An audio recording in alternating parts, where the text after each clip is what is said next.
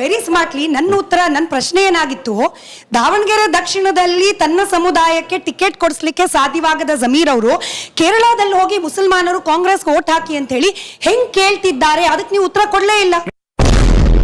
ಕೊಡ್ತೀನಿ ನೋಡಿ, ನಾನು ಕೇವಲ ದಾವಣಗೆರೆ ದಕ್ಷಿಣ ಇಡೀ ಭಾರತದ ಮುಸಲ್ಮಾನರ ಭವಿಷ್ಯವನ್ನ ಅಥವಾ ವರ್ತಮಾನವನ್ನ ತೀರ್ಮಾನ ಮಾಡೋದಿಲ್ಲ.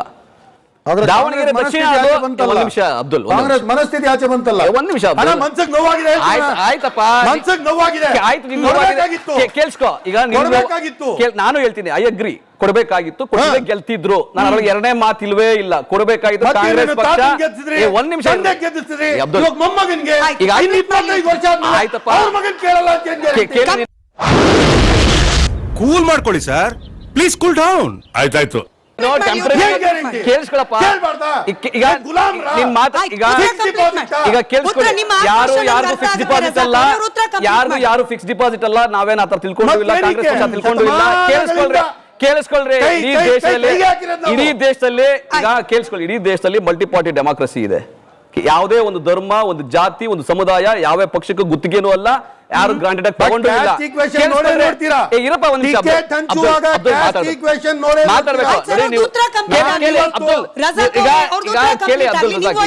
ನೀವು ಬಿಜೆಪಿ ಪರ ನಿಂತಿ ಪಕ್ಕದಲ್ಲಿ ನಿಂತಿದ್ರ ಅಂದ ತಕ್ಷಣ ಬಿಜೆಪಿ ಅಲ್ಲ ನೀವು. ಒಂದ್ ನಿಮಿಷ ಬಿಡಿ, ನಾನು ಕೇಳ್ಬಿಡಿ, ನಾನು ಮಾತು ಕೇಳ್ಬಿಡಿ, ಟೆಂಪರರಿ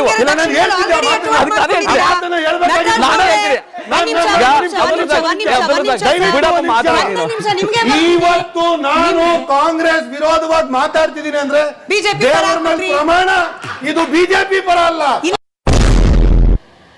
ಜನ್ಮಕ್ಕೆ ಹೋಗೋ ಕಾರ್ಯಕರ್ತರ ನಂಬಿಕೆ, ಕಾರ್ಯಕರ್ತರ ಬೇಡಿಕೆ ಅಂತ ಹೇಳ್ತಾ ಇದ್ರಿ ಸರ್. ನಿಜವಾಗ್ಲೂ ಕಾರ್ಯಕರ್ತರಿಗೆ ಶಾಮ್ನೂರ್ ಅವರ ಕುಟುಂಬಕ್ಕೇನೆ ಟಿಕೆಟ್ ಹೋಗ್ಬೇಕು ಅನ್ನೋಂಗಿದ್ರೆ ನಿಮ್ಮ ಪಕ್ಷದ ನಾಯಕರು ಹೋದಾಗ ಗೋ ಬ್ಯಾಕ್ ಅಂತ ಹೇಳಿ ಘೋಷಣೆ ಯಾಕೆ ಕೂಗ್ತಿದ್ರು ಸರ್?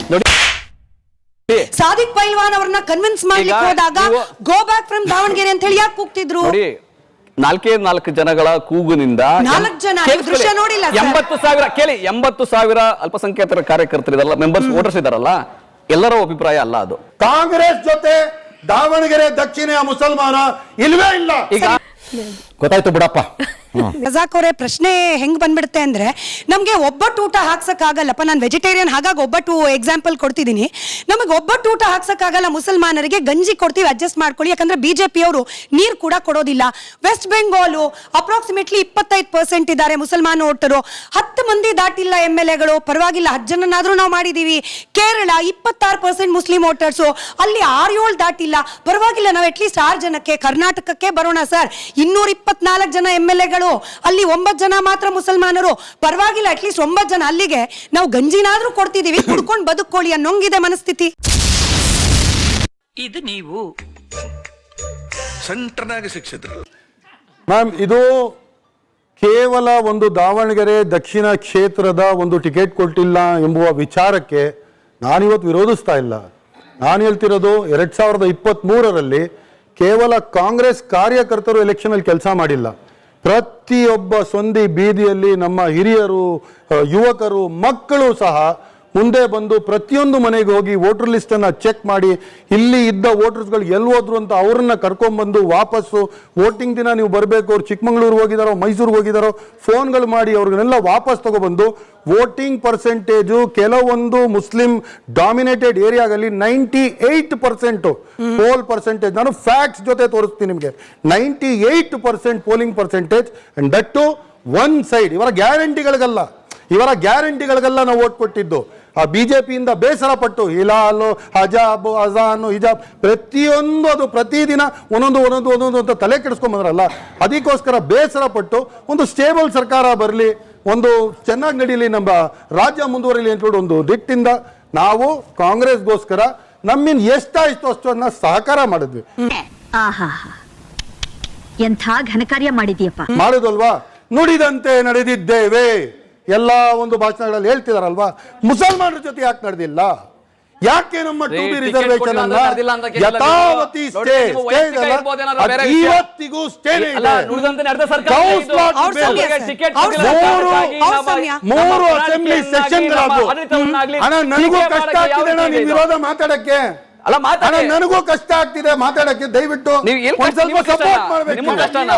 ನನಗೆ ಕಷ್ಟ ಆಗ್ತಿದೆ ಕಾಂಗ್ರೆಸ್ ವಿರೋಧ ಆಯ್ತು, complete ಮಾತಾಡಕ್ಕೆ. ಮಾಡಿ. ಅಲ್ಲ, ರಜಾಕ್ ಅವ್ರು ದಯವಿಟ್ಟು. ಕೇಳಿ, ಈಗ ಅರ್ಥ ನೀವು ಮಾಡ್ಕೊಳ್ಳಿ. ಒಂದು ಟಿಕೆಟ್ ಕೊಟ್ಟಿಲ್ಲ ನಮ್ಮ ಹಣಕ್ಕೆ, ನುಡಿದಂತೆ ನಡೆದಿಲ್ಲ. ನಾವು ನಾವು ಟಿಕೆಟ್ ವಿಚಾರ ಮಾತಾಡ್ತಾನೆ ಇಲ್ಲ, ಸರ್. ನಾವು ಚುನಾವಣೆ ಇದು- ಮತ್ತು ಪ್ರಣಾಳಿಕೆ ಮೇಲೆ ಪ್ರಣಾಳಿಕೆ ಇದು ನಟರಾಜ್ ಗೌಡ್ರೆ ಕೇವಲ 10 ಸತಿ ಹೇಳಿದ್ರು. ರಜಾಕ್ ಅವ್ರು 10 ಸತಿ ಹೇಳಿದ್ರು ದಾವಣಗೆರೆ ಇದು ದಕ್ಷಿಣ ಒಂದೇ ಅಲ್ಲ, ದಾವಣಗೆರೆ ಬೇರೆ ಲಿಸ್ಟ್ ದಕ್ಷಿಣ ಕೊಡ್ತಿದ್ದಾರೆ. ಕ್ಷೇತ್ರದ ಟಿಕೆಟ್ ಹಂಚಿಕೆಯ ವಿಷಯವಲ್ಲ. ನಾನು ಹೇಳ್ತಿರೋದು ಕಳೆದ 3 ವರ್ಷಗಳಿಂದ ನಾವು ಸಂಪೂರ್ಣ ಬೆಂಬಲ ಕೊಟ್ಟು ನಮ್ಮಿಂದ ಆದಷ್ಟು ಮ್ಯಾಕ್ಸಿಮಮ್ ಕಷ್ಟಪಟ್ಟು ಕಾಂಗ್ರೆಸ್ ಸರ್ಕಾರವನ್ನ ಸಂಪೂರ್ಣ ಬಹುಮತದಿಂದ ಸರ್ಕಾರ ರಚಿಸಕ್ಕೆ ನಮ್ಮಿಂದ ಆದಷ್ಟು ಕಷ್ಟಪಟ್ಟು ನಾವು ಅವಕಾಶ ಮಾಡಿಕೊಟ್ವಿ. ಅರ್ಥ ಆಯ್ತು ಅನ್ಸುತ್ತೆ. ಇವಾಗ ನಾವು ಕೇಳಿದ್ದೇನು ಅವತ್ತು, ನಾವು ನಿಮ್ಗೆ ಓಟ್ ಕೊಟ್ಟಿದ್ಯಾಕೆ? ಬಿಜೆಪಿಯಿಂದ ನಾವು ಬೇಸರ ಪಟ್ಟಿದೀವಪ್ಪ. ಲಾಸ್ಟ್ ದಿನ ಹಿಟ್ ಅಂಡ್ ರನ್ ಮಾಡಿ ಹೋಗ್ಬಿಟ್ರು ಬೊಮ್ಮಾಯಿ ಅವರು. 2B ರಿಸರ್ವೇಶನ್ ಕಿತ್ಕೊಂಡ್ರು ನಮ್ಮಿಂದ. ನಮ್ಮ ಮಕ್ಕಳು ಇಂಜಿನಿಯರಿಂಗ್ ಕಾಲೇಜಸ್ಗೆ ಹೋಗ್ಬೇಕು, ಮೆಡಿಸಿನ್ ಓದಬೇಕು, ನಮ್ಮ ಮಕ್ಕಳು ಓದಿ ಮುಂದಕ್ಕೆ ಬರಬೇಕು. ಇವರೇ ನಮ್ಮನ್ನ ಏನೇನಂತ ಟೀಕೆ ಮಾಡಲ್ಲ, ಪಂಚರ್ ಅವರು ಅಂತ ಹೇಳ್ತಾರೆ, ಏನೇನು ಹೇಳಲ್ಲ. ಅದಕ್ಕೋಸ್ಕರ ನಾವು ನಿಮ್ಮ ಮೇಲೆ ವಿಶ್ವಾಸ ಇಕ್ಕಿ ಇವತ್ತು ನಿಮಗೆ ಕೊಟ್ಟ ನಂತರ 2.5 ವರ್ಷ ಆಯ್ತು, ಇದುವರೆಗೂ ನೀವು ನಮ್ಮ ಮೇಲೆ ವಿಶ್ವಾಸ ದ್ರೋಹ ಮಾಡಿದ್ರಿ. ಅವರೇ ದುಷ್ಟರು ಮತ್ತು ರಾಕ್ಷಸರು ಕರ್ನಾಟಕದ ವಿಚಾರದಲ್ಲಿ. ಸಾಚಾರ ಮಾಡ್ತಿ ಬಂದಿದ್ದೆ ಅವಾಗ 2006ರಲ್ಲಿ. 2014 ಇವ್ರದೇ ಸರ್ಕಾರ ಇತ್ತು. 8 ವರ್ಷದಲ್ಲಿ ಇವ್ರ ಸರ್ಕಾರ ಇತ್ತು. 8 ವರ್ಷದಲ್ಲಿ 19% ಇಂದ ಮುಸಲ್ಮಾನರ ಬಡತನ ಪ್ರಮಾಣ 21% ಹೋಯ್ತು. ಮೋದಿ ಅವರು ಬಂದ ಮೇಲೆ ಇವೆಲ್ಲ ಸ್ಕೀಮ್ಗಳು ಮಾಡಿದ್ಮೇಲೆ 5.7% ಗೆಲ್ತಿದೆ ಮುಸಲ್ಮಾನ ಬಡತನದ ಪ್ರಮಾಣ. 21% ಇಂದ 5.7% ಮತ್ತೊಂದು ಹೇಳಿದ್ರು, ಮುಸ್ಲಿಂ ರಿಸರ್ವೇಶನ್ ಅಲ್ಲಿ ಬಿಜೆಪಿ ಹಿಂದುಳಿದ ವರ್ಗದ ಮುಸಲ್ಮಾನರ ರಿಸರ್ವೇಶನ್ ತೆಗಿಲಿಲ್ಲ. ನಮ್ಮಲ್ಲಿ 1ನಲ್ಲೂ ಕೂಡ ಮತ್ತೆ 2B ನಲ್ಲೂ ಕೂಡ ಸುಮಾರು 23 ಮುಸ್ಲಿಂ ಸಮುದಾಯಗಳಿಗೆ ಹಿಂದೆನೂ ರಿಸರ್ವೇಶನ್ ಇತ್ತು, ಬಿಜೆಪಿ ಸರ್ಕಾರದಲ್ಲಿತ್ತು, ಇವತ್ತು ಇದೆ, ನಾಳೆನೂ ಇರುತ್ತೆ. ಯಾರು ನಿಜವಾಗಿ ಹಿಂದುಳಿದಿದ್ರು, ನದಾಫು, ಪಿಂಜಾರ, ದರ್ಬೇಶಿ, ಚಪ್ಪರ್ಬಂದು, ಕಸಬ್ಬು, ಪಮೋಲಿ, ಇವರೆಲ್ಲರಿಗೂ ಕೂಡ ಬಿಜೆಪಿ ಸರ್ಕಾರನು ರಿಸರ್ವೇಶನ್ ಕಂಟಿನ್ಯೂ ಮಾಡ್ಕೊಂಡು ಹೋಯ್ತು. ಯಾಕೆ ಅಂತ ಹೇಳಿದ್ರೆ ನಿಜವಾದ ಹಿಂದುಳಿದ ಸಮುದಾಯಗಳು ಅಂತೇಳಿ ಯಾರಿಗೆ ತೆಗಿತು ಅಂತ ಹೇಳಿದ್ರೆ, ಯಾರು ನಿಜವಾಗ್ಲೂ ಫೈನಾನ್ಷಿಯಲ್ ಆಗಿ ಮತ್ತೆ ಗ್ರೋತ್ ಅಲ್ಲಿ ತುಂಬಾ ಮುಂದೆ ಇರ್ತಾರೆ, ಶರೀಫರು ಅಂತ ಮುಂದುವರೆದ ಜನಗಳು, ಅದಕ್ಕೆ ಧರ್ಮಾದಾಯತ್ವ ಕೊಡಬಾರ್ದು ಅಂತೇಳಿ ನಾನು ಹೇಳಿದ್ದಲ್ಲ, ಅಂಬೇಡ್ಕರ್ ಅವರು ಹೇಳಿದ್ದು.